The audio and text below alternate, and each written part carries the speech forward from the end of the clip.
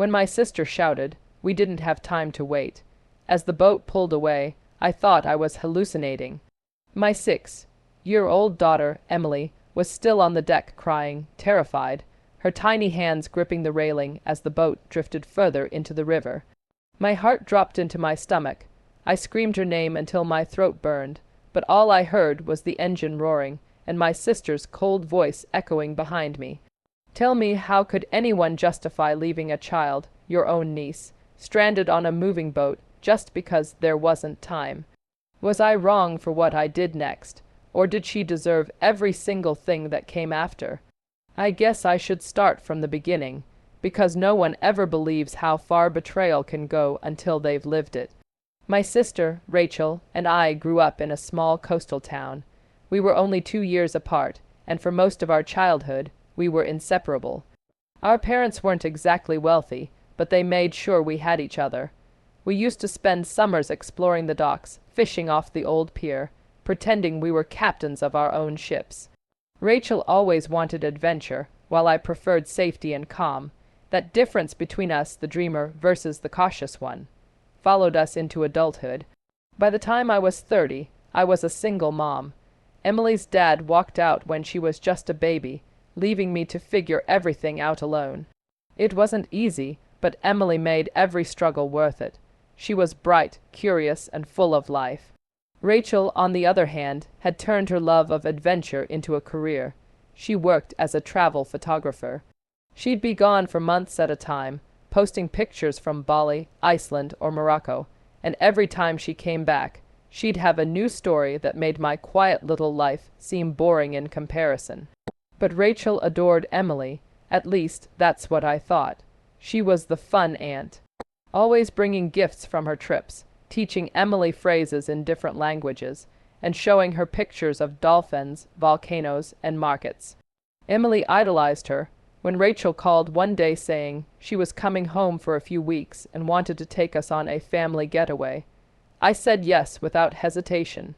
She said she'd found a quiet river lodge a few hours away where we could rent a small boat, go fishing, and just unplug.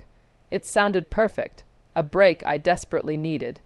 The day we left, Emily was bouncing in her seat the entire car ride. She couldn't stop talking about seeing real fish and sleeping in a cabin like in the movies. Rachel was in charge of the plans, and as usual, she was all confidence and charm. The first couple of days went beautifully. The cabin was cozy, right next to a wide, calm river, surrounded by trees that looked like they were painted gold by the setting sun. We cooked over the fire, took walks, and Rachel even taught Emily how to take photos with her old camera. Then came the day of the boat trip. Rachel had rented a small motorboat to take us down the river to a scenic spot she'd scouted before. The idea was simple: cruise down, have lunch on the water, take pictures, and come back before sunset. I packed sandwiches, sunscreen, and Emily's life jacket. Rachel handled the boat rental, but right from the start, I noticed something was off. Rachel seemed rushed, distracted. She kept checking her phone, muttering under her breath about the schedule. When I asked what was wrong, she brushed it off, saying, "Nothing, just timing the light for photos." We got on the boat around 11 a.m. Emily was ecstatic, squealing as the engine started. I made sure her life jacket was secure, and we sat close together. The first hour was magical. The water sparkled, the air was crisp, and for the first time in months I felt at peace. Rachel was snapping photos, occasionally letting Emily press the button, which made her giggle uncontrollably. But then Rachel's mood shifted again. She got a call. I could hear her whispering urgently into the phone, turning away from us. When she hung up, I asked what it was about, but she said, "It's fine, just a friend, let's enjoy the trip." Only later would I find out that call wasn't from a friend. It was from her photography partner, who was waiting at another dock miles down river for her to meet him for a job opportunity. Rachel hadn't told me about it because she knew I'd refused to let her turn our family trip into a business venture. Around 2 p.m., Rachel said we needed to head back soon because of the current. We turned the boat around, but halfway through, she noticed the gas gauge was dropping faster than expected. She started panicking, saying, We might not make it back in time if we don't speed up. I told her to slow down, that it was dangerous, but she ignored me. The wind picked up, the waves got choppier, and Emily was holding onto me tighter, whispering, "Mommy, I'm scared." Suddenly, the engine sputtered and died. The boat drifted toward the far bank where the current was stronger. Rachel started cursing, trying to restart the motor. I grabbed the emergency radio, but the signal was weak. We were still a few hundred meters from shore, but the current was pulling us sideways. I told Rachel to drop the anchor, but she said, "It'll take too long. We just need to paddle."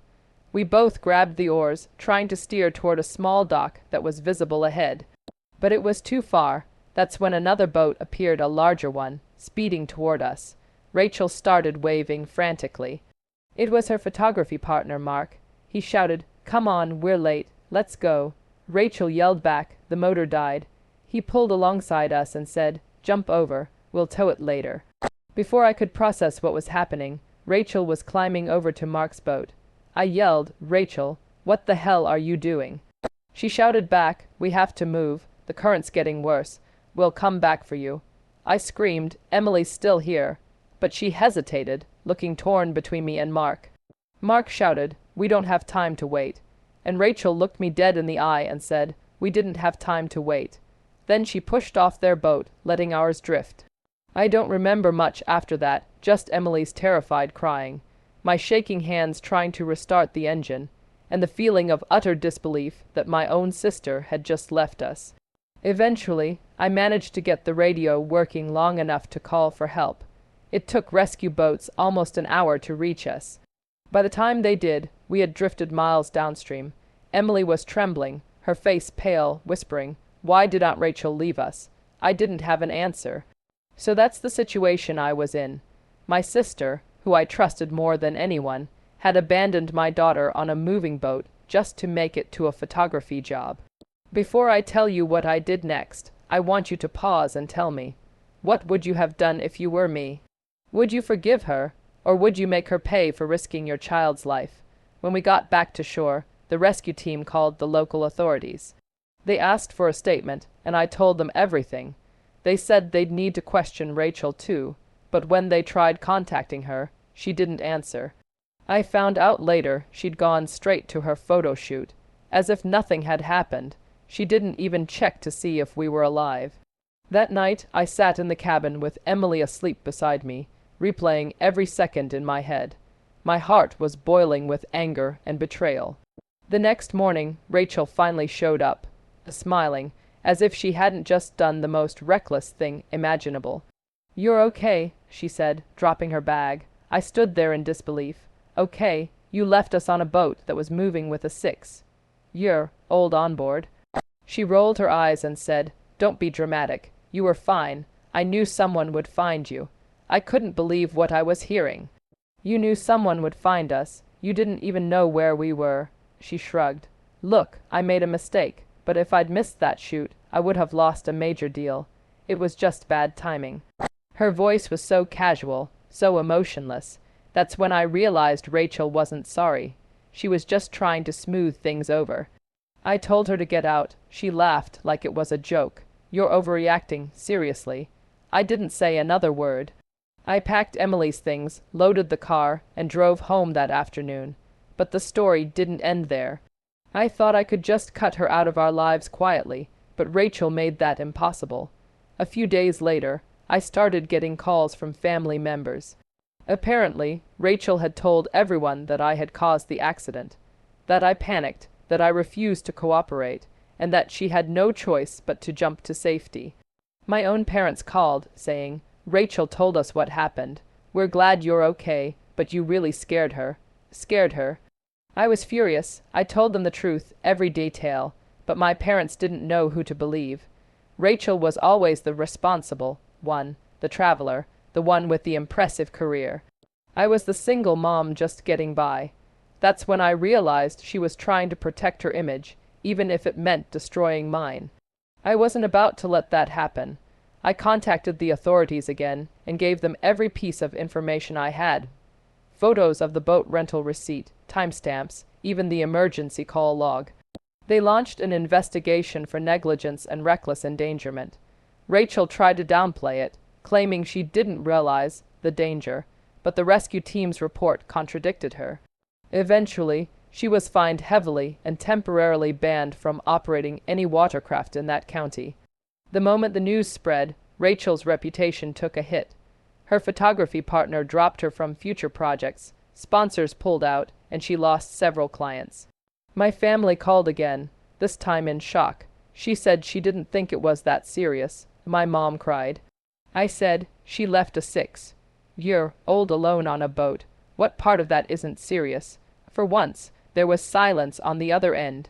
Rachel eventually came to my house looking wrecked. Her eyes were red, her voice shaky. You ruined my life, she said. I looked her dead in the eyes and replied, you ruined your own life the moment you left my daughter on that boat. She started crying, saying she didn't mean to hurt anyone, that she was under pressure. I wanted to believe her. I really did, but every time I pictured Emily's terrified face, my anger came roaring back. It took months for things to settle. Emily still had nightmares for a while. Every time she heard the sound of a motorboat, she'd cling to me, whispering, "Don't let go, Mommy." It broke my heart. I got her into therapy, and slowly, she started to smile again. As for me, I learned to live without Rachel in our lives. It wasn't easy. Cutting off family never is. But peace came with distance. A year later, I heard Rachel move to another state, trying to start over. She sent me a letter once, saying she wished things had gone differently, that she missed Emily, and that she hoped one day I could forgive her. I never replied, because forgiveness isn't something you owe someone who nearly destroyed your child's sense of safety. It's something they have to earn, and Rachel hadn't even begun to try. To this day, I still replay that moment on the river in my head. The sound of the engine, the look on Rachel's face, the words "we didn't have time to wait." It's a phrase that still chills me to the bone, because what she really meant was, my time mattered more than your life. And once someone shows you that, you can never unsee it.